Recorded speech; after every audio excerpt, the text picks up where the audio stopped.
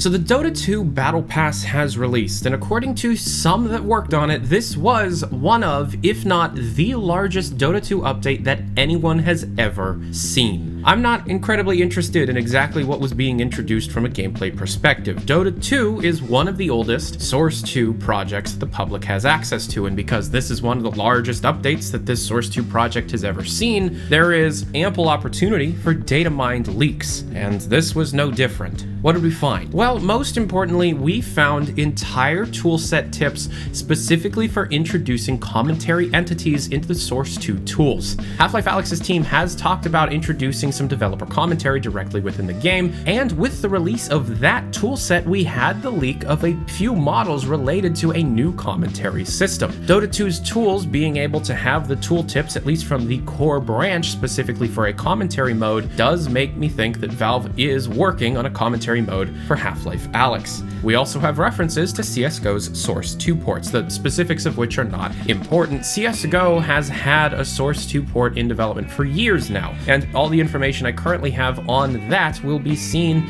in an entire video later on. We also are seeing new maps for Dota 2's VR mode to be introduced, called Command Room, Hero Loadout, Main Menu, and Watch. Some of these might just be updated versions of previous maps. However, if anybody can jump in and test these out for yourself, I'd really like to know what these can be. Lastly, mobile dependencies, specifically for HFR animations, are seen within the code. I don't think Underlords uses HFR animations, and the mobile use of those may point towards another game being pushed to mobile through Source 2.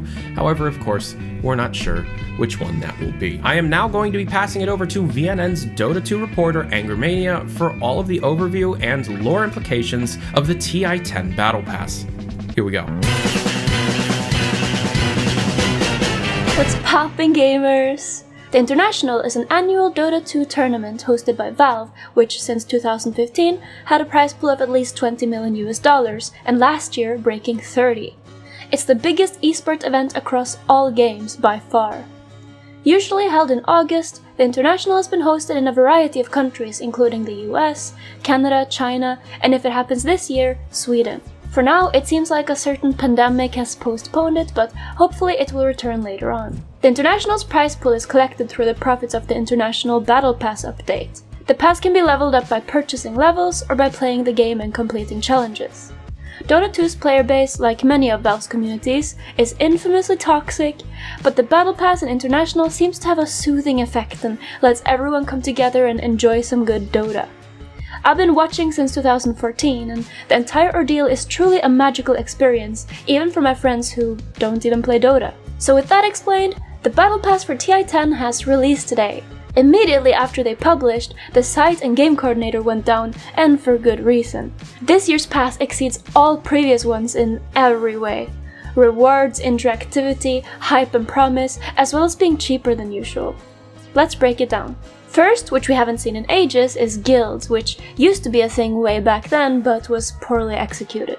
This time around, guilds look far more promising.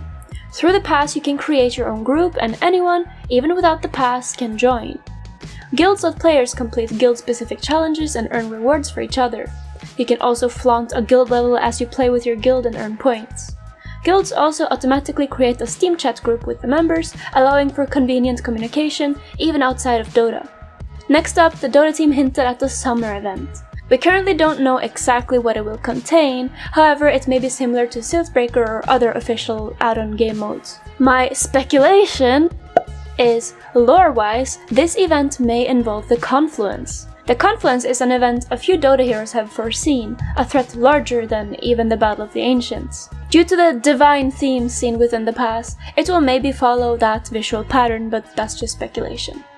What we know is it will involve a labyrinth players have to explore with 3 teammates, uncovering a mystery. Similarly to last year's pass, we get another cavern crawl, so players can unlock more cosmetics. There are 2 caverns to explore, one themed around the NIGHTSILVER woods of Salamene, and another which leads players through the prison plane of hell, FOULFELL. I have lore videos on my personal channel explaining these both. If you have played Artifact, you may recognize the new Gauntlet mode. A new means of playing Dota, players attempt to win 3 games of 5 in order to gain extra levels for the pass. However, if the player loses twice, they must start over. Quick history lesson. There used to be 3 types of shops in Dota 2. The Fountain Shop, the Secret Shop, and the Side Shop, all located in different parts of the map. The Side Shop was removed last year, but now returned, sort of, in the form of a minigame, where players can build heroes by 3, like in Underlords. Players earn gold from battle passes, which can be used to buy and level new heroes up to 3 stars.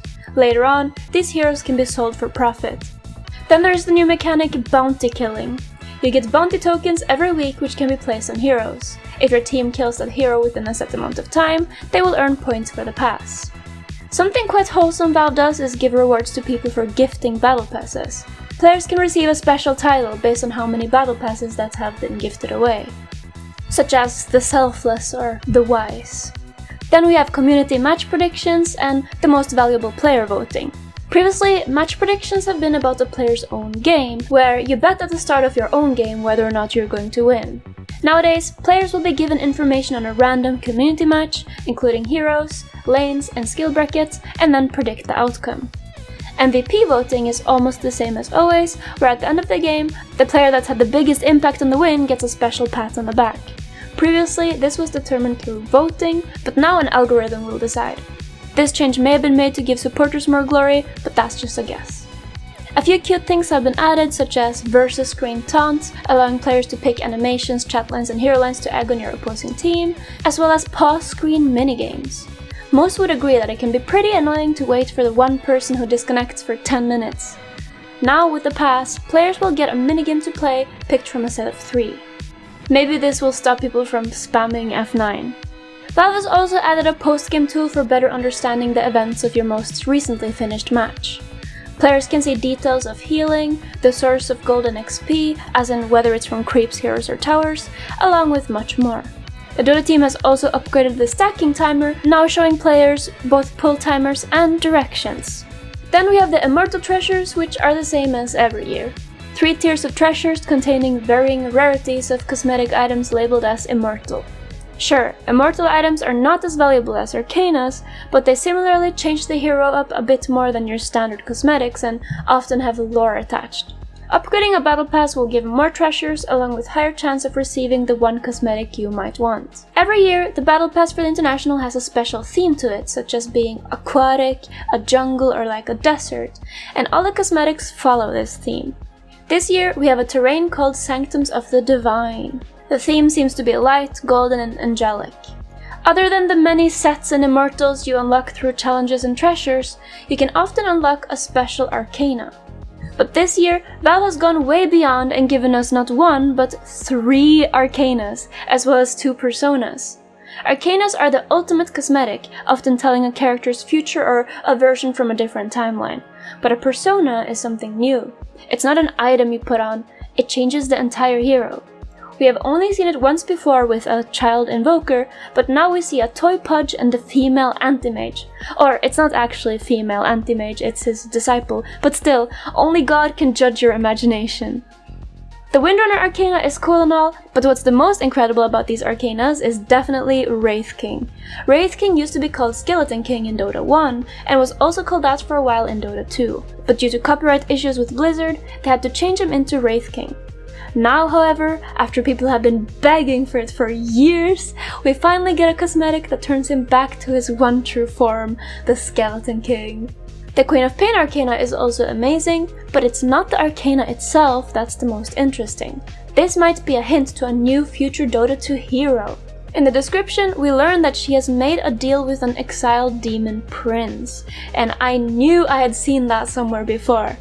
Drew Wolf, a former Valve artist, has released some art for an unreleased Valve fantasy game. Many of the characters have inspired new Dota 2 and Artifact characters such as Pierpont, Mazzy, Vanessa, Losel, and Jolixia. But wait, on the Nogue one it says Exiled Prince. Okay, well, it could just be a coincidence. But wait, there's more! The lore text of the artifact card Relentless Zombie says that Vanessa is talking to someone called Nogue about someone taking the oath. Nogue is the exiled prince, and the oath is directly tied to the demonic Court of Ristal, the same Court of Ristal mentioned in Queen of Pain's Arcana. I think Nogue the Exiled Prince is potentially a new hero we will see in either Artifact or Dota 2. I doubt he will be a new Underlord. Next up is consumables. There's special things you can do in-game that doesn't give any benefits within the current game, but you can earn battle points or treasures if you're lucky. You can also play soccer with an ally, dance around a disco ball, or throw hot peppers around. To be completely honest, this is my least favorite thing because it distracts focus from the actual game, but hey, it's the thought that counts. A new thing maybe inspired by Underlords is you can now paint the map with your chat wheel. You can spray down images to communicate your feelings after you've fed miserably. You of course also get regular taunts for your heroes as you level up the battle pass and emoticons to use in chat too. Oh, and we can't forget about the chat wheel sounds. Anyone who watches Pro Dota knows that caster chat wheel sounds is a core part of high skill gameplay. As always, there's new special battle pass words and courier that you can level up as you progress. This year it's a cat. There's also a cool new music pack as is customs for each TI. Something new is the International Announcer Pack. Instead of the regular voice telling you got a rampage, now you can get a special international spirit cheering you on. If you level your battle pass all the way up to 1575, you get a special golden ranged attack effect for all ranged heroes. You also get special golden effects for certain items in the game as you level up. Lastly, there are special rewards for reaching level 1000 and 2000. For anyone who hasn't partaken before, this might not seem that high, but it's actually worth a lot of time spent in-game or on purchasing levels. As a reward, you will at 1000 points receive a real miniature Aegis, and at level 2000, Roshan will get a baby model. So that's it for the Battle Pass this year. I'm Angermania. You can find me here on YouTube making Dota, Artifact and Underlords content. Thanks for watching and peace!